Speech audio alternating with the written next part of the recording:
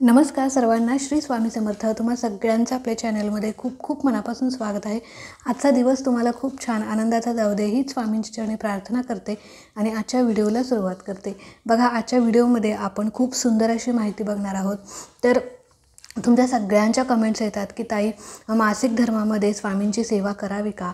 किंवा बघा, आपल्याला असं वाटतं की म्हणजे एखाद्या वेळेस आपल्या घरामध्ये एखाद्या स्त्रीला, आता घरामध्ये समजा एकूण 3 स्त्री आहेत, त्यापैकी एकीला मासिक धर्म आला, तर म्हणजे एकीला जरी मासिक धर्म आला तरी घरामध्ये पूर्ण देवपूजाच बंद करायची का किंवा करायचीच नाही? त्याचबरोबर आणि जर आम्हाला सेवा करायची असेल तर कशी करायची? मासिक धर्मामध्ये कोणते नियम पाळायचे? या सगळ्याबद्दलची माहिती आज आपण या व्हिडिओमध्ये बघणार आहोत. त्यामुळे व्हिडिओ शेवटपर्यंत बघा, म्हणजे तुम्हाला तुमच्या सगळ्या प्रश्नांची उत्तरे एका व्हिडिओमध्ये मिळतील. त्याचबरोबर सुतक आलं, विटाळ आलं तर या बाबतीत सेवा करायची की नाही, कोणती सेवा करावी, कोणती सेवा करू नये, याबाबतची सगळी माहिती आज आपण या व्हिडिओमध्ये बघणार आहोत. तर बघा, आपल्याला असं वाटतं की एखाद्या वेळेस आपण काय करतो की मासिक धर्म आल्यानंतर किंवा 4था दिवस असेल, 5वा दिवस असेल, त्यावेळी म्हणजे कधीकधी एखाद्या स्त्रीला 4 दिवस त्रास होतो, 5 दिवस त्रास होतो. सगळ्यात पहिले, सगळ्यात महत्त्वाची गोष्ट, तुम्हाला जोपर्यंत, आता समजा तुम्हाला जर 4 दिवस त्रास होतो, प्रत्येकाला माहीत असतं आपल्याला किती दिवस त्रास होतो काय. जोपर्यंत तुम्हाला त्रास होतो तोपर्यंत तुम्ही अजिबात सेवा करायची नाही. म्हणजे सेवा करायची नाही म्हणजे काय, सेवा करायची, तुम्हाला इच्छा आहे ना, तुम्ही सेवा करू शकता. आता ती कशी करायची हे सुद्धा मी पुढे सांगणार आहे. पण जोपर्यंत तुम्हाला त्रास होतो आहे, बघा, नॉर्मली आपण काय करतो, 4 दिवस पूर्ण झाल्यानंतर 4थ्या दिवशी डोक्यावरून अंघोळ करतो आणि काही स्त्रिया 4थ्या दिवशीच देवपूजा करतात, 5व्या दिवशी. पण 4थ्या दिवशी जरी तुम्ही डोक्यावरून अंघोळ केली तरीसुद्धा जर तुम्हाला त्रास होत असेल तर अजिबात तुम्ही जे देवपूजा करून, भले तुम्ही डोक्यावरून अंघोळ वगैरे करा, पण जोपर्यंत तुम्हाला त्रास होतो आहे तोपर्यंत अजिबात तुम्ही देवपूजा करू नका किंवा स्वामींच्या कोणत्याही ग्रंथाला किंवा फोटोला वगैरे हात लावू नका, जपमाळ हातात घेऊ नका. जोपर्यंत त्रास होतो आहे तोपर्यंत या गोष्टी नक्की टाळा. ज्यावेळी त्रास बंद होईल त्यावेळी परत एकदा डोक्यावरून अंघोळ करा आणि मग तुम्ही तुमच्या नेहमीच्या देवपूजेला वगैरे चालू करू शकता. हे कधी, जर तुमच्या घरामध्ये इतर कोणी सेवा करणारं, पूजा करणारं नसेल तर. जर बघा, आता तुमच्या घरामध्ये ना तुम्हाला मासिक धर्म आलेला आहे, तर मग म्हणजे देवपूजाच बंद करायची का किंवा घरात देवच पूजायचे नाहीत का? तर असं अजिबात नाही. बघा, तुम्हाला मासिक धर्म आलेला आहे तर तुमची मुलगी देवपूजा करू शकते, तुमची सासूबाई देवपूजा करू शकते, तुमचे मिस्टर देवपूजा करू शकतात. तुम्ही ज्या सेवा करता ते मिस्टर सेवा करू शकतात. असं नाही की तुम्हाला मासिक धर्म आला आहे म्हटल्यावर अजिबातच घरात म्हणजे सगळं बंदच ठेवायचं, देवपूजा पण करायची नाही, दिवा लावायचं नाही, काय नाही, असं काही नाही. बघा, फक्त काय करायचं, ज्यावेळी तुम्हाला मासिक धर्म आलेला आहे त्यावेळी ज्यावेळी आपण पाणी भरतो त्यावेळी 1 कळशी पाण्याची भरून देवापाशी ठेवायची आणि ती कळशी जी आहे, त्या कळशीतलं जे पाणी आहे ते देवपूजेसाठी 5 दिवस त्या दुसऱ्या व्यक्तीने वापरायचं. म्हणजे दुसरी व्यक्ती जी तुमच्या घरामध्ये देवपूजा करणार आहे ती त्याच कळशीतील पाणी किंवा जे काही तुम्ही भरून ठेवलेलं आहे त्याच कळशीतील पाणी 5 दिवस वापरायचं. आणि तुम्हाला मासिक धर्म आलेला आहे तर त्या कळशीला तुम्ही अजिबात हात लावायचं नाही किंवा स्पर्श करू नका. त्याचबरोबर देवाजवळ जायचं नाही. बाकी तुम्हाला मासिक धर्म आलेला आहे तर घरातल्या तुमच्या इतर लोकांनी सेवा केली तरी चालते, काही हरकत नाही. बऱ्याच ठिकाणी असा संभ्रम आहे की मासिक धर्म एका स्त्रीला आलेला आहे तर घरात देवपूजाच करायची नाही. बघा, मग जर समजा तुमच्या घरामध्ये जर 3-4 स्त्रिया असतील तर असे किती दिवस तुमच्या घरामध्ये देवपूजा बंद राहील किंवा तुमची सेवा खंडित होईल?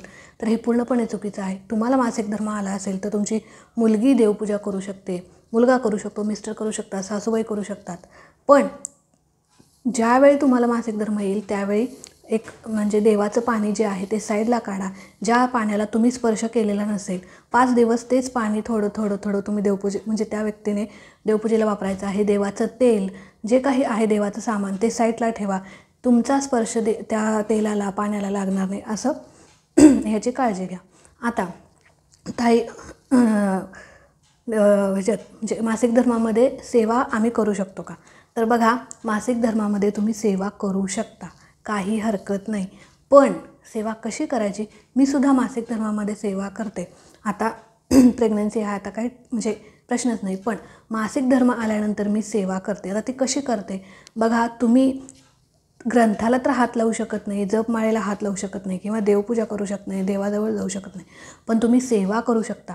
आता सेवा कशी करायची, तुम्हाला जेवढे स्तोत्र मंत्र पाठ आहेत, तुम्हाला तारक मंत्र पाठ असेल, कालभैरवाष्टकम पाठ असेल, श्रीसूक्तम पाठ असेल, ह्या सगळ्या सेवा तुम्ही मनातल्या मनात म्हणू शकता किंवा मोठ्याने देखील तुम्ही स्वतः जेवण करत असताना किंवा काम करत असताना किंवा एका साईटला बसूनसुद्धा तुम्ही ह्या सेवा तोंडाने म्हणू शकता. असं नाही की मासिक धर्म आला आहे म्हटल्यावर स्वामींचं नावच तोंडात घ्यायचं नाही, हे पूर्णपणे चुकीचं आहे. आणि आपले स्वामीसुद्धा या गोष्टीला पूर्णपणे विरोध करतात. म्हणून तुम्हाला जर मासिक धर्म आला असेल तर फक्त देवाजवळ न जाता, ग्रंथाला न हात लावता किंवा जप माळ असेल, देवाच्या गोष्टींना हात न लावता तुम्ही अशा प्रकारे सेवा करू शकता.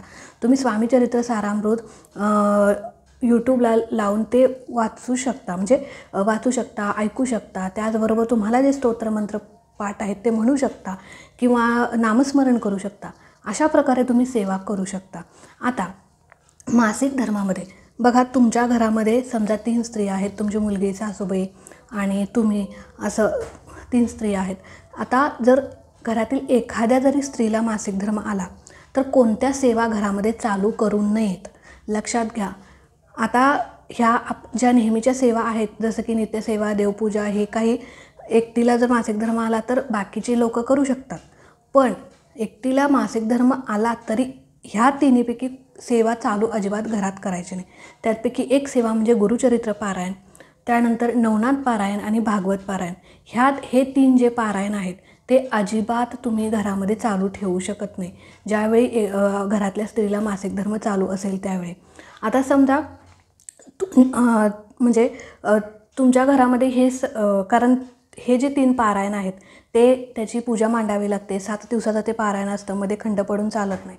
त्यामुळे जर तुमचा मासिक धर्म चालूच असेल, आता तुम्ही म्हणाल की माझ्या मुलीला पिरियड आलेला आहे, मग मी पारायण चालू करू शकतो, तर अजिबात नाही. तुम्ही अजिबात पारायण चालू करू शकत नाही. भले मुलीला पिरियड आला असला तरीसुद्धा तुम्ही पारायण चालू करू शकत नाही. तर कोणतं, गुरुचरित्र पारायण, भागवत पारायण आणि नवनाथ पारायण, हे 3 पारायण जे आहेत ते अजिबात तुम्ही घरात चालू करू शकत नाही. मासिक धर्म संपल्यानंतर तुम्ही हे सेवा चालू करू शकता. आता ताई, आता सध्या हे पारायण आमचे चालू आहेत आणि माझ्या जाऊबाईंना पिरियड आला तर आम्ही काय करायचं बघा, किंवा तुम्हाला स्वतःला पिरियड आला तर तुम्ही काय करायचं बघा. तुम्ही हे पारायण असे आहेत की यामध्ये खंड पडू द्यायचा नसतो किंवा हे मध्येच सोडून द्यायचं नसतं. तुम्ही इतर कोणाकडून हे वाचून घेऊ शकता. तुमच्या घरामध्ये इतर कोणी असेल त्यांच्याकडून तुम्ही वाचून घेऊ शकता. आता बघा, तुमच्या घरातली जी मुलगी आहे त्या मुलगीसुद्धा ही वाचायला चालत नाही. जर तुमची मुलगी, म्हणजे आता तुम्हाला समजा विटाळ आलं किंवा सुतक आलं, तर हे जे काही आहे, तर विटाळ जो असतो तो मुलगी झाली तर 9 दिवसाचा असतो. 9 दिवस झाल्यानंतर 10व्या दिवशी घर वगैरे स्वच्छ करून आपण देवपूजा करायची असते. मुलगा झाला तर 12 दिवस पाळून 13व्या दिवशी घर स्वच्छ करून देवपूजा करायची असते.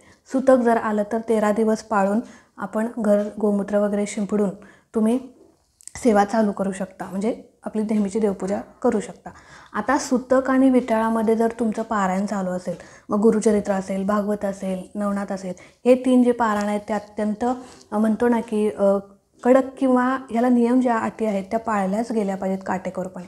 आणि यावेळी जर तुमच्या घरामध्ये सुतक विटाळ आलं तर तुमची मुलगी जी आहे, तर आमची मुलगीने ही सेवा केली तर चालते का बघा. जर तुमच्या मुलगीचं लग्न झालं असेल तर तुमची मुलगी ही सेवा करू शकते इथं येऊन, का तर तुम्हाला चालत नाही, तुम्हाला मासिक धर्म आहे, विटाळ आहे, सुतक आहे. तुमची मुलगीचं जर लग्न झालं असेल, ती दुसऱ्या कुळात गेलेली असेल तर चालतं.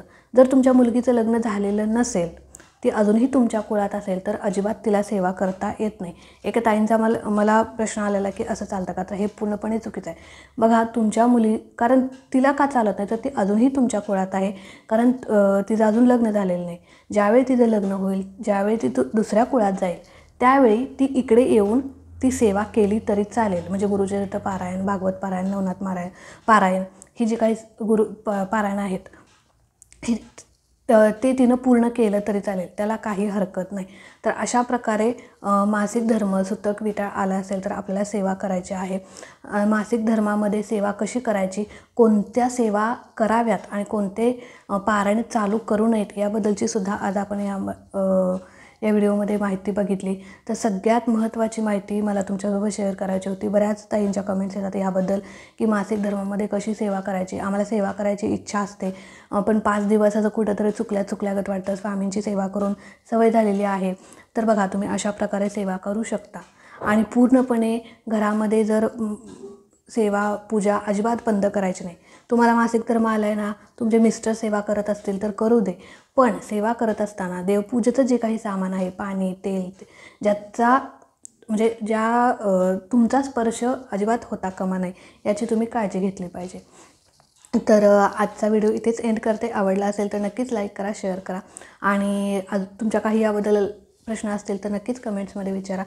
तर कधी काय होतं ना की काही कमेंट्सना रिप्लाय द्यायला मला भेटत नाही, कारण मी बघा काही कमेंट्स अशा असतात की त्याचं उत्तर व्हिडिओमध्ये असतं. व्हिडिओ तुम्ही पूर्ण बघत नाही, त्याच्यामुळे तुम्हाला ते प्रश्न उद्भवतात. त्यामुळे व्हिडिओ शेवटपर्यंत बघत जा. सेवांचे असेल किंवा असे काही धार्मिक, आध्यात्मिक आणि ज्या काही गोष्टी असतात त्या सगळ्याबद्दलचे व्हिडिओ पूर्ण बघत जा. फास्ट करून बघत जा, पण पूर्ण बघत जा, जेणेकरून तुम्हाला कोणताही प्रश्न उद्भवणार नाही. कारण त्या व्हिडिओमध्ये तुमच्या प्रश्नांची उत्तरं असतातच. तर आजचा व्हिडिओ इथेच एंड करते. आवडला असेल तर नक्कीच लाईक करा, शेअर करा. चॅनलवरती नवीन असाल तर चॅनलला सबस्क्राईब नक्की करा. भेटूया अशाच एका नवीन व्हिडिओसोबत, नवीन सेवेसोबत. तोपर्यंत खुश राहा, आनंदी राहा आणि सगळ्यात महत्त्वाचं स्वामींची सेवा करत राहा. श्री स्वामी समर्थ.